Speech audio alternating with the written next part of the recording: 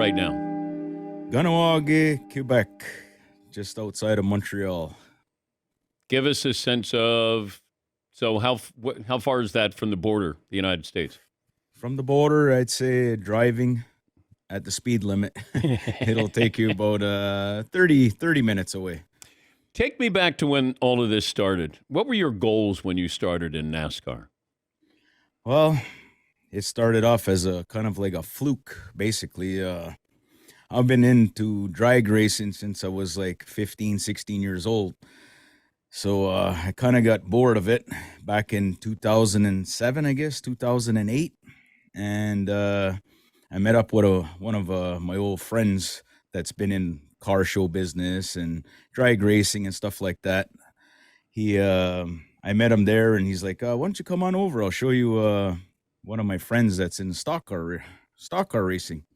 And this is actually at it was like a car show, basically somewhere out in near Quebec City. I think it's called a city called Saint Hyacinthe. So we went around and we went to go look at what he has, this guy, and it was a stock car. I think it was might have been like late model car. And I was just looking at it. I said, it looks interesting. He's like, well, you should try one out. I said, well, you know what? I'll tell you right now. I said, I tried one out when I brought the family down to Walt Disney. And I dropped them off at Universal. And they have the drive, Richard Petty driving school. Yeah, I did that. Yeah. So I dropped the kids off at the gate. And I went to the Richard Petty and tried it out. And I loved it. I bought the four laps or whatever. And then I said, I got out and I was, wow, this is good. I got out, paid it again, did a four. I think, I don't know. I think it was like $300 every 4 laps. So I went, I think 10 times. I just got addicted there. How did you know you were good? Wow. I still don't say I'm good, but I try. It's kind of natural. I mean, I've been ice racing since I was 14, 15 years old in a car with rubber tires. So the control is basically not as the same as on the track because you have sticky tires and stuff like that. So when you kind of lose control, that's when I like the feeling. So, I just I kind of got used to it. Give me a sense of what is ice racing. Well, you take a car, basically, say a 1987 or 85 Caprice, an old taxi car or an old police car, basically. I used to use the old police cars. My grandmother gave me one when she was, in 1980, I think it was the car. And I took that out, took all the headlights out, the taillights, threw on a good set of winter tires and just went on the racetrack and just started doing laps. And that's where basically it started. How many people are racing when you're racing on ice? There's sometimes on a good weekend when there's no anything else going on, like kids hockey and stuff like that, we get up to at least 25 cars out there. Oh, okay. So and then sometimes you get 10, so it all depends. Usually the first 2 weekends, there's a lot of cars, but then after that, they start falling apart and getting banged up. And what do you remember about your NASCAR days? Any run-ins with any of the famous drivers? Well, I still remember back in, I think it was 2010 when I got into the Camping World Truck Series. Mario Gosselin, I gave him a call and I said, listen, I want to race these trucks. And he says, well, you just got to get certified. I said, I have everything, I think. So we went there, we tested in that. So my first actual race was in a truck at Martinsville. That's where you got to start. You got to start at that quarter mile, and then you got to go to 3/4 mile, half mile, work your way up. So the first one was at Martinsville. And I remember I didn't have many races under my belt yet. So I was kind of trying to get out of the way with the fast guys. And I still remember when Kyle Busch was coming around the turn, he said, Kyle's coming up. He's coming up. So basically, I tried to go lower, which I should have held my line. I know that now. So I thought he was going to go around me on the outside, but he went on the inside of me, and I was almost on wall already, and he basically just there. You probably could slide a piece of paper between my car and the wall, and he just went or zoomed right by. So then the next lap, they said, "Okay, next time, come on in," and they're gonna. They told me, they said, "Listen, when those guys, those fast guys, come around, just hold your line. Don't go either left or right of you. So if you hold your line, you're good." What was your long-term plan for racing? Well, I kind of set my goal as I wanted to make it to the Sprint Cup Series. And actually, I made it there back in 2015. I made my debut in the. Actually, I raced in New Hampshire on Saturday in the Xfinity. I did 200 laps in that. I don't remember what I finished. Probably mid 30s or whatever. I think it was 40 cars. And then I raced again the second day in the Cup Series in New Hampshire also. And I think I finished 39th or something like that, 10 laps down. So, Takes a lot of money. yeah, it does. Yeah. I mean, you got to have deep pockets or you got to have a really good sponsor to, if you want to run at least mid pack. I mean, we had all the big teams, all their leftover parts, basically, leftover cars, trucks, motors, and stuff. We used all their stuff. But I mean, it's enough to get into the show, but I mean, you got to really wheel yourself in with the older stuff. How are you funding this? In the beginning, I mean, I've been in the gas business since 1996. I opened my first gas station. So I was using my profits from that. And that's where it started. How'd you come up with running smoke?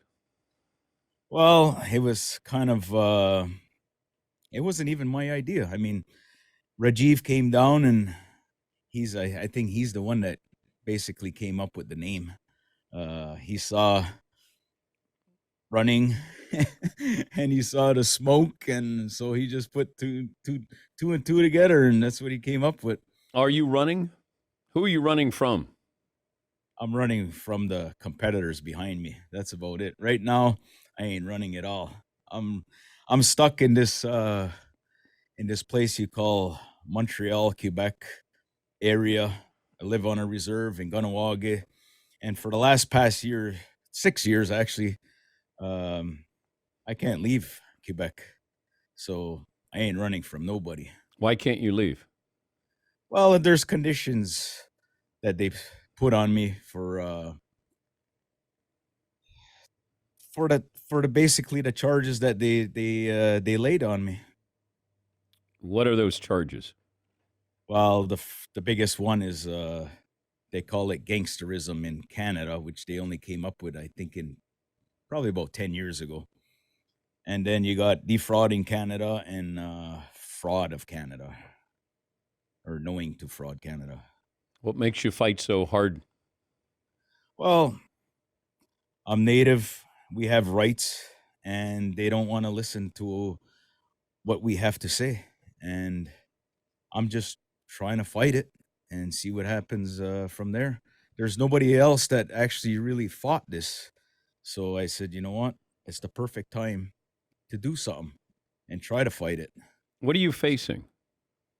Um, in the beginning, they said 7 years, and that was complete. All the charges. Uh, there was actually there was actually 9 charges on it because Ontario, Quebec, and Canada each had 3 charges on me. But in the beginning, right off the bat, Ontario dropped the charges because they knew they probably didn't have anything to deal with. I mean, they knew I probably would have won. And then Quebec had the same thing. They had the same charges on me, which was gangsterism and 2 fraud charges. What does gangsterism mean to you? It's well, if there was one more person in this room right now and we were talking, it's gangsterism. So it's 3 or more people that are talking or thinking about doing something bad. That's the charge. But what did you do that's bad? In my eyes, I don't really think I did anything bad. If I did anything bad, I've been doing it since I was 15 years old. But why are they singling you out? Are there other people up for these same charges? Well, there has been. I mean, there have been people getting caught running smokes, we call it, in the back of their trunk of their cars. And when they get pulled over, they get a fine or you got to go to court. And when you get to court, they just basically give you a deal and they say, okay, well, you're running unstamped tobacco products and you're not supposed to. That's basically where how it is.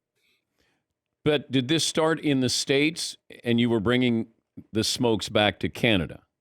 Well, I didn't do any of that. They sent the RJR Reynolds, the biggest cigarette company, used to bring it to the an Indian reserve just on the other side of Canada. Basically, it's called Aguasasne, New York.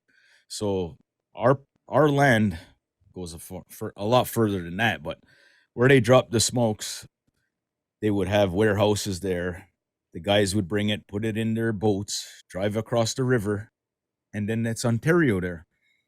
And then from Ontario, you would load up your car or your pickup truck or whatever, as much money as you have, and you drive it back to Quebec onto the reserve. So basically, it goes from one reserve in the States, one reserve in Ontario, and from Ontario, it goes to a reserve in Quebec.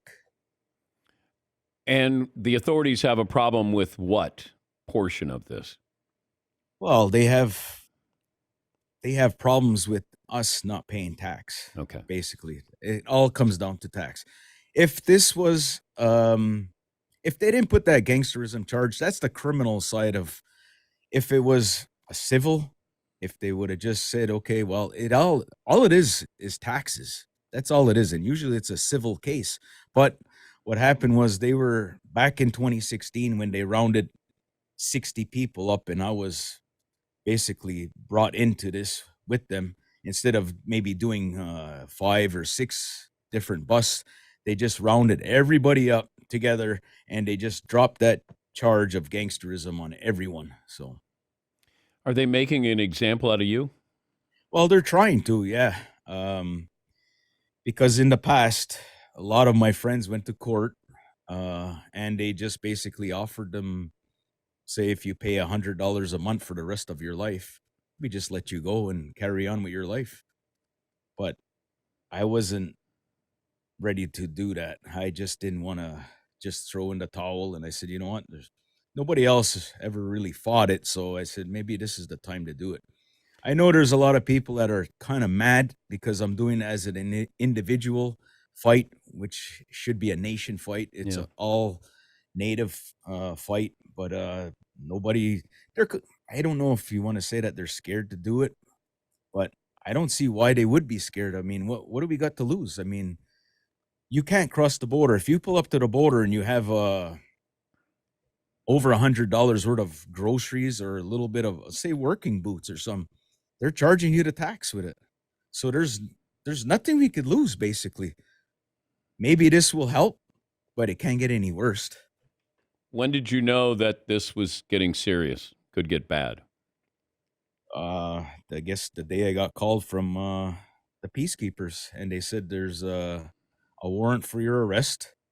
You either turn yourself in to the Quebec provincial police or you just stay on the reserve and live your life as is. But I like to go to the races. I like to race. I got, I said, well, maybe we could just fight this. It'll be over soon. But we're here now, 6 years later. In March, it'll be 7 years that Wow. I've been fighting this. Okay, so So, what happens? Like when's the conclusion to this? well, the judge back in, I think it was June, we finished. It was all said and done. And then she said she's going to need at least 6 months to go through this whole process of backing up from the start. That was only after I beat Quebec. So then we went into the constitutional challenge, which was at least 3 years also, or maybe You a could little bit stay on less. the reservation and nobody could touch you. Is that correct? Exactly. Okay. Yes, because our tobacco trade is legal on the reserve, Okay. and it's legal 30 minutes away, which is called Oka in Quebec. They don't even have police there. They don't even have a police patrolling or anything. They sell cigarettes also. But the thing is, our customers, once they come to say, like, they come to the store and they buy their tobacco, it's legal. But once you leave the reserve, a lot of times they're waiting just outside of the train tracks, and they have undercover cops on our territory every day in, day out, watching cars put bags of smokes in their car and driving off, and they arrest them. They harass them, and some of them, they lose their house because the taxes on one carton of cigarettes is maybe $5,000. Do you smoke? I don't smoke. I only smoke my tires. What's it like to listen to the podcast and hear the investigators talking about you? Yeah, it's pretty I don't know the word to say, but it's it's kind of funny, but that's the people on the outside of the reserve. A lot of them that probably the ones that work for the government, or the ones that actually don't smoke, or any person that just don't like native people, I guess.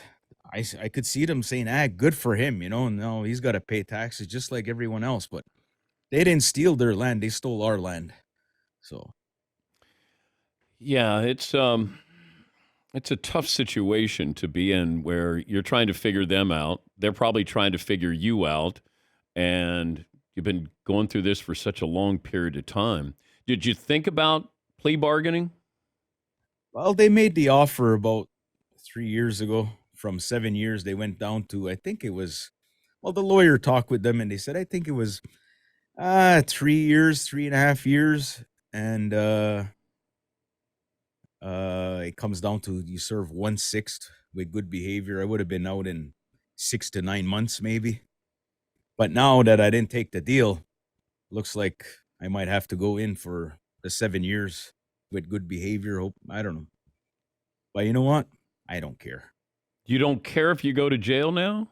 I don't care. I never did. I'm fighting this. I said whether I win or I lose. If I go to jail, I go to jail. At least I could have been sitting in jail for 3 years, sitting there twiddling my thumbs and not knowing what could have happened. I could say, you know what? I'm sitting here for 3 years. You know what? I bet you I could have won this. So that's where I'm at now. I'm just gonna fight it right to the end. At least I'll have a cellmate, is Hunter.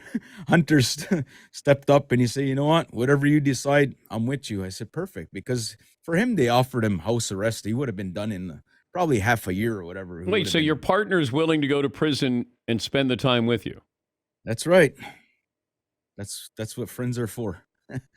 You don't seem, I mean, most people would be terrified with the possibility of going to prison. Why aren't you?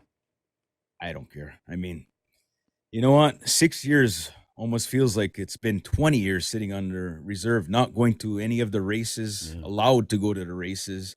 I can't even cross the border. Or, it's all about fighting for our rights, basically. So, What do they not understand about your people? well, it goes back a long ways.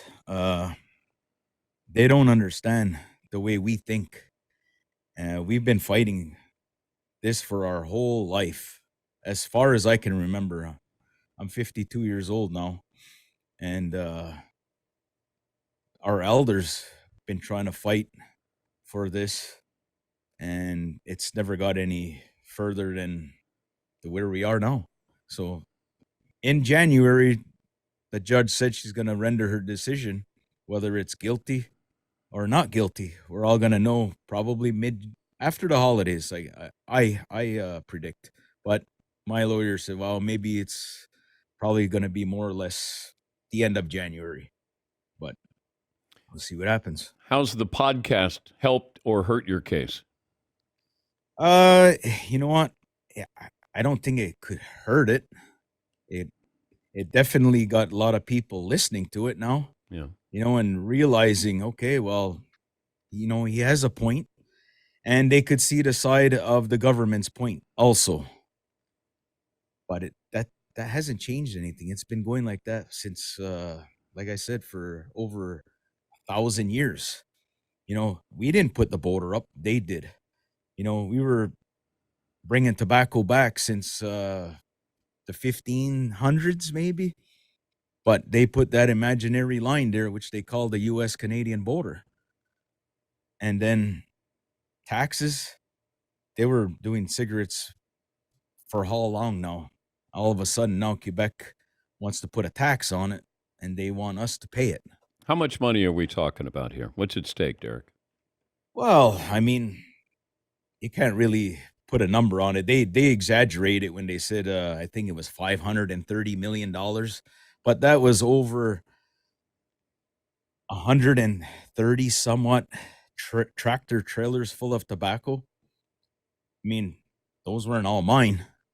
I mean, all I did was I sent money from my bank on the reserve to a bank into North Carolina, purchased the tobacco, and when that tobacco got on my reserve, I paid the driver and he took off, and I had my tobacco, and I would just sell it down to the road to another reserve in Ontario. How So, much tobacco can you get on one of those semis? 30,000 pounds.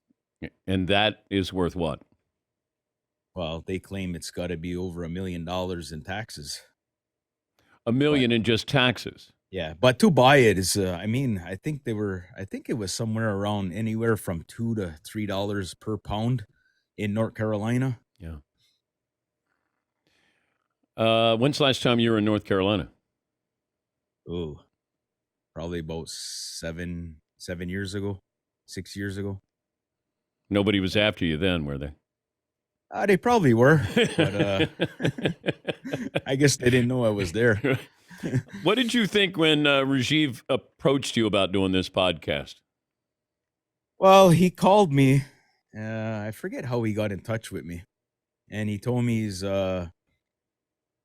he's thinking about doing a documentary or a podcast or something like that. And he said, "I'm coming down your way to talk to a few people. Could I meet up with you and talk?" I said, "Sure."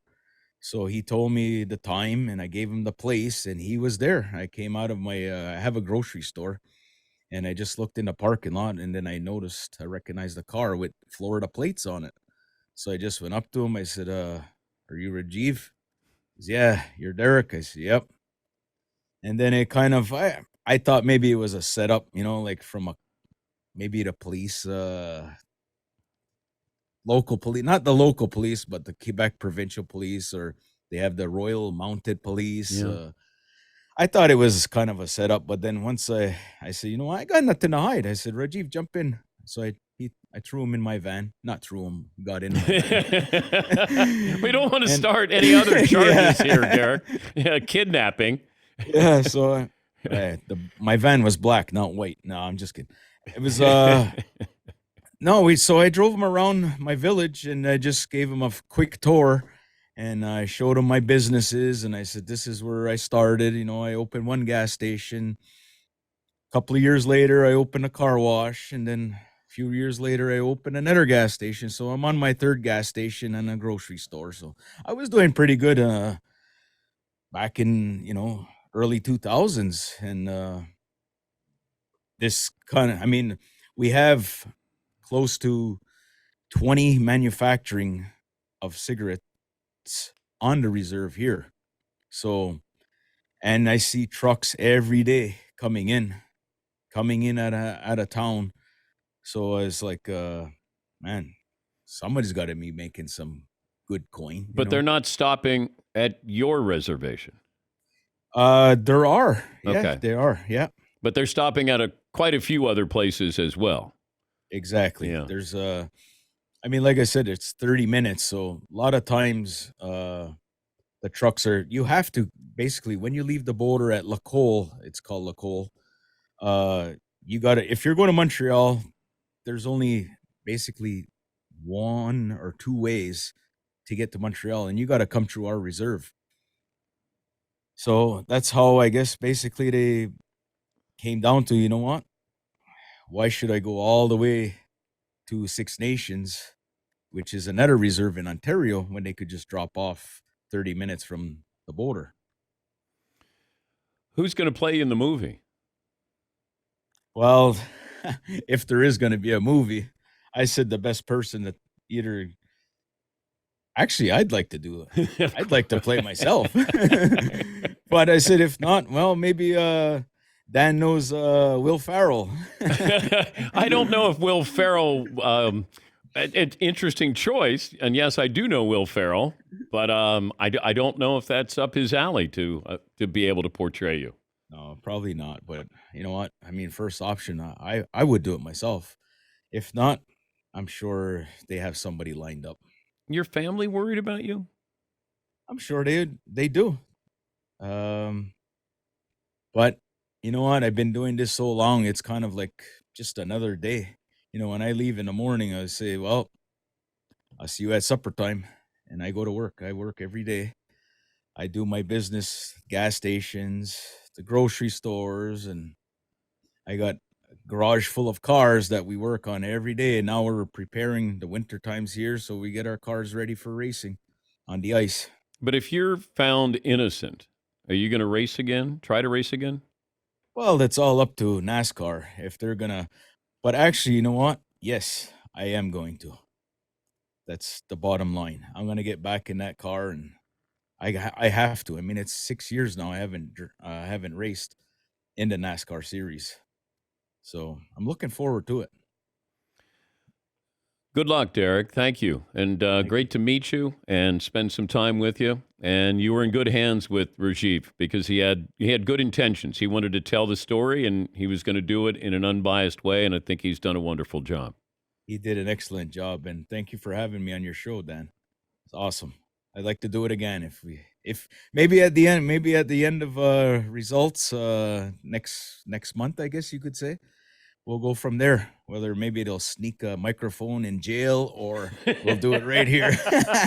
That's just a joke, man. Just in case the investigators are listening, that's Yeah, just a joke. I'm sure they have people listening, so you know what? Hey, it is what it is, you know. Thank you, Derek. Thanks a lot, Dan. Good luck, okay? Have a good one. Okay. Thanks a All lot. right, bye.